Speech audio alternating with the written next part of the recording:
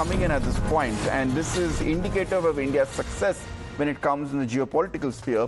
The world stands with India on terror because there's a big statement that has come in from the US House Speaker. The United States has said that India has to stand against terrorism and will do everything possible to support India. The Trump administration will help India, and US will help India also with energy and resources. Let's listen into what the Speaker of the US House of Representatives had to say.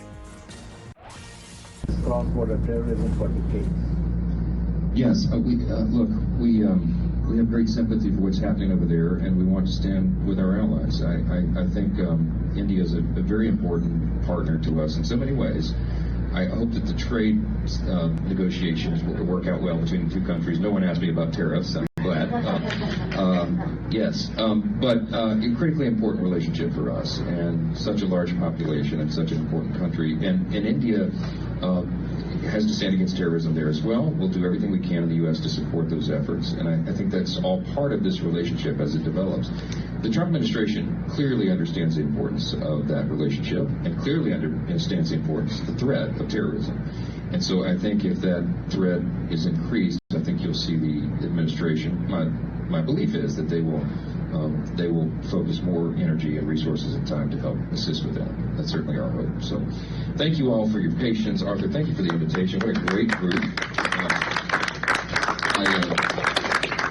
I hope that you all come by the Speaker's office before you leave town if you haven't been there yet. We have the best photo op in all of America on the balcony, the Speaker's balcony. It overlooks the National Mall, and you should come by and take a photo there. So have Cross-border terrorism for decades. So you heard the U.S.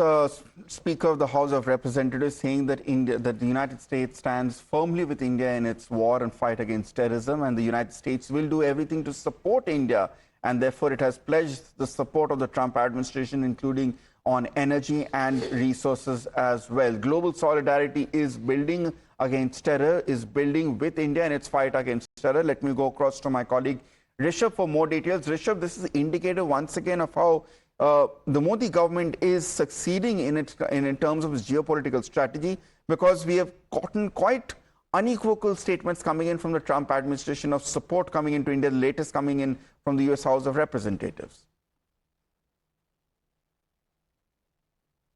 If we talk about the United States, remember Donald Trump was the first world leader to dial Prime Minister Narendra Modi after Pahalgam attack, and Prime Minister Narendra Modi and Donald Trump spoke at length about how nefarious activities of Pakistan has created a mayhem of terrorism in India. The cross-border terrorism coming in from Islamabad is something that has been a problem, a long-standing problem that needs to be addressed. And now Mike Johnson, who is the Speaker of the House, has very categorically said that U.S. administration is ready to help India with resources and energy in its fight against terrorism. Remember, these are important words. After a long time, you have a U.S. president who also enjoys the majority in the House. Joe Biden did not have the majority in the Congress, and Republicans were in majority here. The presidency is with Republicans as well as the Houses. Both Senate and Congress has majority of Republicans, and that's the reason that words of Mike Johnson is very important.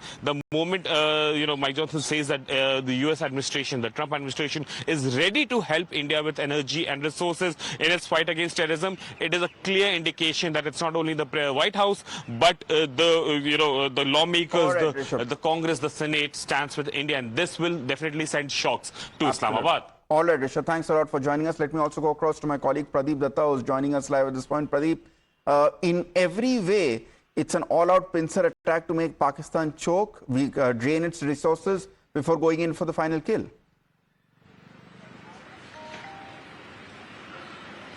Yes, you're absolutely right. There's a total different kind of a doctrine this time from the Indian side, because they are not going for any kind of a symbolism. They're trying to ensure that they are going to choke them, and they're going to make them bleed through their pocket. And already we've seen after the freezing in this water treaty, how they rattled Pakistan. That's one of the reason that all their narrative is centered around the Indus Water Treaty only. Even if they are going for nuke mongering or they are going for issuing threats, that is always centered around Indus Water Treaty. Besides this, we have seen that airspace has also been closed for Pakistan. Trade has also been closed with Pakistan. This is definitely going to make a difference because Pakistan is struggling for each and every single penny. Their economy is in tatters. Everybody knows the inflation rate is high. And in such a situation, if they are made to pay more for the fuel and operational cost increases, that is really going to make a lot of difference on the ground, and that's going to further choke Pakistan. So India has already seen, without firing single bullet, India has made Pakistan almost come on knee. That's one of the reasons that you must have seen with a begging bowl. They are running here and there, not this time for the penny, but at least this time they want the peace with India, because when they committed a crime, they had no idea what is really going to be consequences. But all right, Pradeep, getting us all those details at this point. We will be continuing our live coverage in the build-up to tomorrow's civil defense drills across the country. But for now, it's time for a short commercial. On the other side, my colleague Shreya takes you with the headlines and top stories.